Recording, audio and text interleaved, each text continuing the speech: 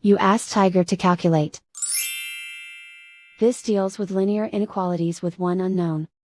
The final result is W equal or greater than 75/4 equal or greater than 183/4. Let's solve it step by step. Swap sides.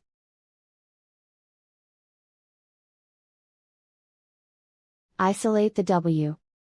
Divide both sides by 12.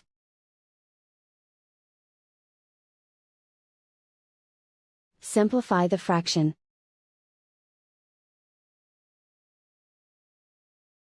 Find the greatest common factor of the numerator and denominator.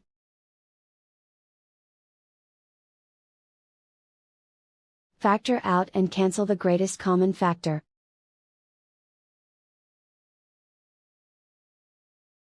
Plot the solution on a coordinate grid.